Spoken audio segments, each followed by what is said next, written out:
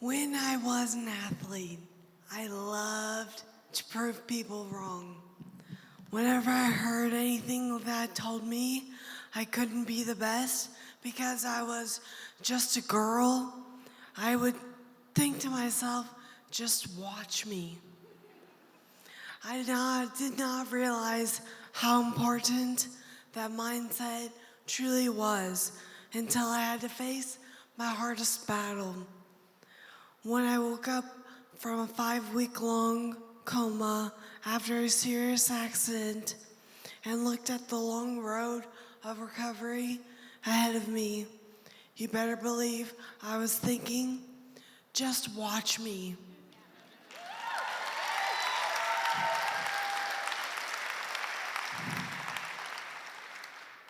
My positive mindset was really developed by running. I love the feeling of running long distances when it's just you and the world. But if you start letting in those negative voices telling you that it's too hard, you will never make it to the finish line. After college, I returned to my alma mater, high school, as the track and field coach. It brought me such joy to share my life lessons with my team.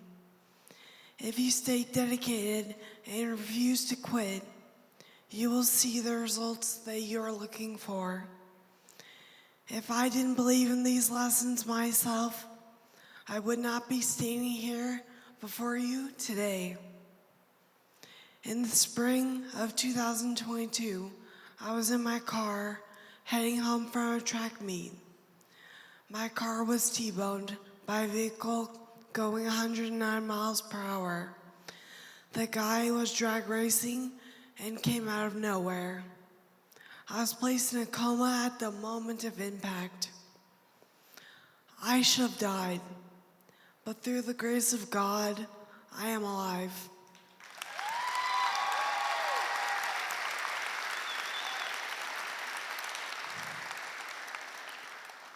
Thankfully, I can share my story and hopefully inspire others. But I am not oblivious. I know that my life isn't like it was before the car crash. Today, I work as a librarian and a teacher's aide at St. Patrick's Grade School. Now I get to see God every single day since I work with younger ages. The kids show me the definition of pure innocence and pure love.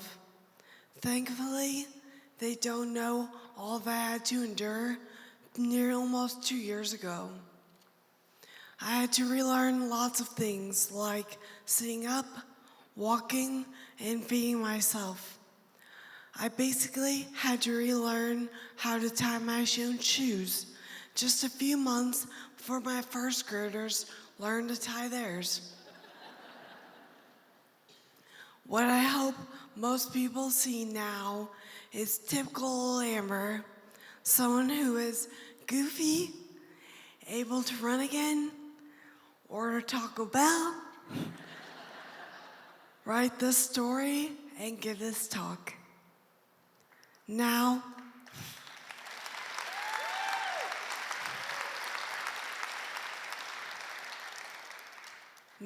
there are days that are more difficult than others, but thankfully, I have my family, friends, loving coworkers, my husband, Ashton, and most importantly, my faith.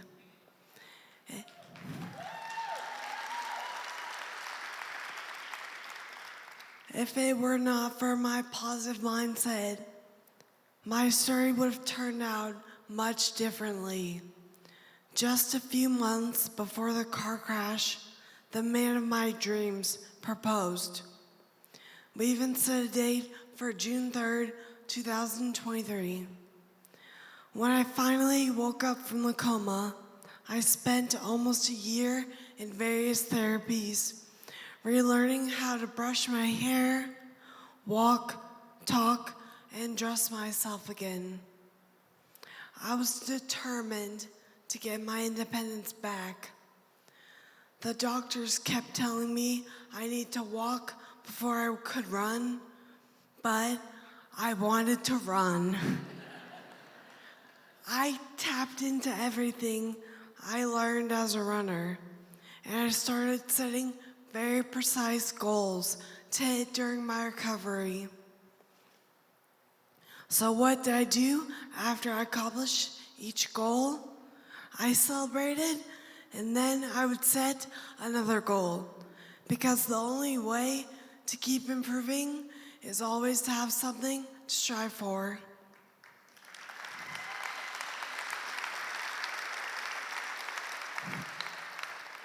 The biggest goal I set at the beginning of my recovery was that I was going to walk down the aisle on my wedding day unassisted. I was definitely told that this was an ambitious goal and that I should not put so much pressure on myself. But I stayed focused. I worked hard. I kept my positive mindset. Some of my therapists would allow me to put my wedding date on the wall in front of me as inspiration. I knew I had to start tackling smaller, achievable goals.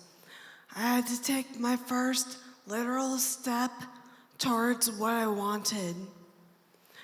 I accomplished the first goal that I set, which was walking down a 10-meter hallway without touching the walls. And you know what? 14 months after the crash that almost ended my life, I walked down the aisle without help except from my dad.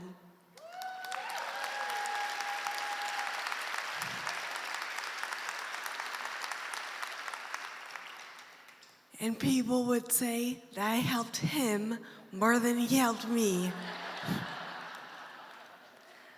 Love you, Dad. Movies have been a huge inspiration to my goal to walk down the aisle. Many years ago, I watched the movie A Walk to Remember. Yes, I know, a chick flick by Nicholas Sparks that most men in here probably have not seen. I remember thinking it was a sad love story about a young woman who got the chance to walk down the aisle to marry her love before she died from leukemia. A few months ago, I watched it again, and now it seems so inspiring. Not sad like I remembered. Just like what happened to me. It's not a sad tragedy because of the outcome. Everything that happened to me and everything that I had to go through was obviously unplanned and unexpected. But my faith in God, the love of those around me, and the power of my own goal setting, ambition, and determination, I was able to defy all odds and have my walk to remember and stand before you here today.